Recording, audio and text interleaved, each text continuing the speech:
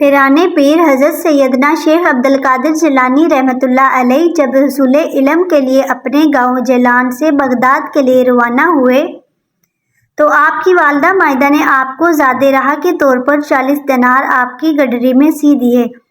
چلتے وقت اپنے لگتے جگر کو نصیحت کی کہ بیٹا، خواہ کیسی ہی مصیبت اور برے حالات تمہیں پیش آئیں، سچ کا دامن ہاتھ سے نہ چھوڑنا اور جھوٹ کے نزدیک بھی نہ جانا، کیونکہ راست گوئی 1000 عبادتوں کی ایک عبادت ہے۔ سعادت مند فرزند نے عرض کی کہ اے والدہ، میں صدقے دل سے یہ عہد کرتا ہوں کہ آپ کی نصیحت پر ہمیشہ عمل کروں گا۔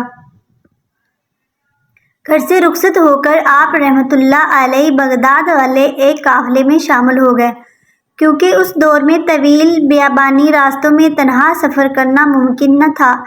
اثنائے سفر میں ہمدان سے کچھ آگے ڈاکوؤں کے ایک جتھے نے قافلے پر چھاپا مارا اور اہل قافلہ سب مال و اسباب لوٹ کر تقسیم کے لیے ایک جگہ جمع کر دیا۔ سیدنا حضرت شیخ عبدالقادر جیلانی رحمۃ اللہ علیہ ایک طرف چپ چاپ یہ دردناک نظارہ دیکھ رہے تھے کہ ایک ڈاکو آپ کی طرف بڑھا اور پوچھا، کیوں میاں، تمہارے پاس بھی کچھ ہے؟ آپ نے فرمایا، ہاں، میرے پاس 40 دینار ہیں۔ ڈاکو کو آپ کی بات پر یقین نہ آیا اور وہ آپ کی ہنسی اڑاتا ہوا آگے بڑھ گیا۔ اتنے میں ایک دوسرا ڈاکو آپ کی طرف آیا اور آپ سے وہی سوال کیا۔ آپ نے اسے بھی یہی جواب دیا کہ میرے پاس 40 دینار ہیں۔ آپ کی غریبانہ حالت کو دیکھ کر دوسرے ڈاکو نے بھی آپ کی بات ہنسی میں اڑا دی۔ ہوتے ہوتے یہ بات ڈاکوؤں میں پھیل گئی اور ان کے سردار احمد بدوئی کے کانوں میں بھی یہ بات جا پہنچی۔ اس نے حکم دیا کہ اس لڑکے کو میرے پاس لاؤ۔ ڈاکو آپ رحمۃ اللہ علیہ کو اپنے سردار کے سامنے لے گئے۔ سردار نے آپ سے مخاطب ہو کر کہا، لڑکے، سچ سچ بتا، تیرے پاس کیا ہے؟ حضرت نے بلا خوف اس بات کا جواب دیا، میں پہلے بھی تیرے 2 ساتھیوں کو یہ بتا چکا ہوں کہ میرے پاس 40 دینار ہیں۔ اس نے پوچھا، اچھا، کہاں ہیں؟ حضرت نے فرمایا، میری بغل کے نیچے گدڑی میں سلے ہوئے ہیں۔ سردار نے ایک ڈاکو کو حکم دیا کہ اس لڑکے کی تلاشی لو۔ چنانچہ اس نے آپ کی گدڑی ادھیڑ کر دیکھی تو اس میں واقعی ہی 40 دینار نکل آئے۔ احمد بادوئی اور اس کے قزاق یہ دیکھ کر بہت حیران ہوئے۔ احمد بادوئی نے حیرانگی کے عالم میں حضرت سے پوچھا، لڑکے، تمہیں معلوم ہے کہ ہم قزاق ہیں اور مسافروں کا سامان لوٹ لیتے ہیں، پھر بھی تم نے ان دینار کا بید ہم پر ظاہر کر دیا، حالانکہ یہ رقم اس قدر محفوظ تھی کہ کسی کو اس کا وہم و گمان بھی گزر نہیں سکتا تھا۔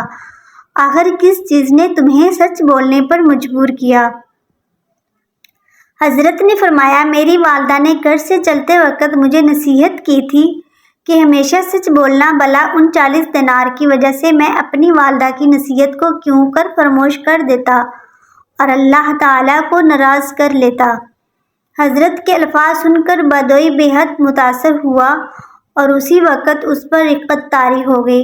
ندامت کے آنسوؤں نے اس کے دل کی سیاہی کو دھو ڈالا اور اس نے آہ بھر کر کہا، اے بچے، تم پر خدا کی 1000 رحمتیں ہوں کہ تم نے اپنے ماں کے عہد کا خیال رکھا، لیکن افسوس ہے مجھ پر کہ میں نے اپنی ساری زندگی اپنے خالق کا عہد توڑتے گزار دی۔ اے بچے، تم نے مجھے ہدایت کی راہ دکھا دی، اب میں رہتی زندگی تک کبھی کسی کو تکلیف نہیں پہنچاؤں گا۔ یہ کہہ کر وہ حضرت کے قدموں میں گر پڑا اور رہنمائی کے پیشے سے تہ بھاگا۔ اس کے ساتھیوں نے جب یہ منظر دیکھا تو سب بے یقظان ہو کر بولے، اے سردار، ہم بھی اس برے پیشے سے توبہ کرتے ہیں۔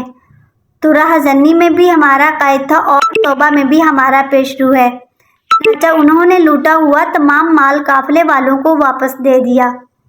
اس واقعہ سے ہمیں یہ سبق ملتا ہے کہ سچ ہے کہ ماں کی گود بچے کے لیے پہلا مدرسہ ہوتی ہے، یعنی پہلی تربیت گاہ ہوتی ہے۔ چنانچہ اگر ماں بچپن میں ہی بچے کی اخلاقی تربیت کرے تو کوئی بات نہیں کہ وہ آگے چل کر شیخ عبدالقادر جیلانی بنے۔ لہٰذا اس واقعہ سے ہم سب کو، خصوصاً ہماری ماؤں بہنوں کو خاص طور پر سبق حاصل کرنا چاہیے۔